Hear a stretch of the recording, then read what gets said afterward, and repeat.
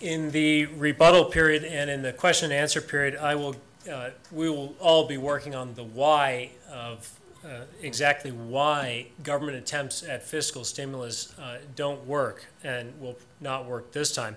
What I'm going to do now is focus on a couple of historical examples showing the failure of government attempts at fiscal stimulus. The first major failure of stimulus was attempts by Herbert Hoover, Franklin Delano Roosevelt, and the Congresses of the 1930s to borrow and spend their way out of the Great Depression. Now, if you think about it for a moment, it's amazing how long the Great Depression of the 1930s lasted. At no point from 1930 to 1940 did the unemployment rate in America fall below 14%. Even though the real GDP figures indicate a partial recovery from 1934 to 1936, the reality is that per capita real GDP did not return to 1929 levels until 1939. No other recession in American history comes even close. Now, if you really want to believe that government stimulus spending is a good thing, you're going to try to argue that the reason the Great Depression lasted so long is that capitalism is inherently flawed and that capitalism just threw us a bad hand. And government then tried to do its best to get us out of it. That's what you're going to attempt to argue. But that narrative does not jibe with the historical facts. There were a few recessions before the Great Depression which started off nearly as bad as the downturn that began in 1930. For example, the unemployment rate during the Depression of the 1890s reached 18%.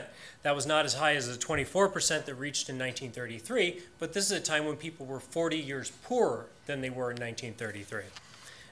Also, the 1933 rate was pushed up, and we can talk about this, by job owning and the high wages policies of Herbert Hoover.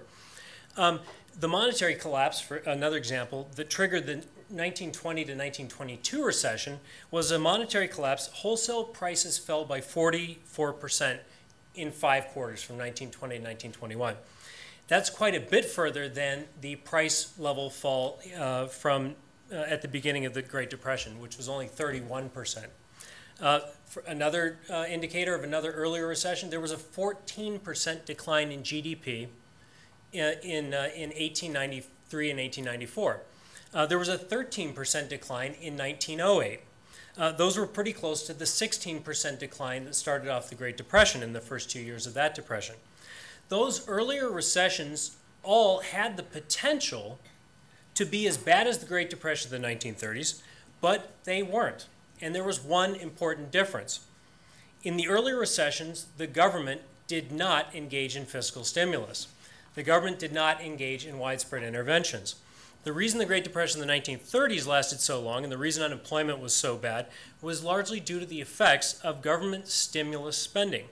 One of those effects, and it was a deliberately intended effect at the time, was to prop up wages.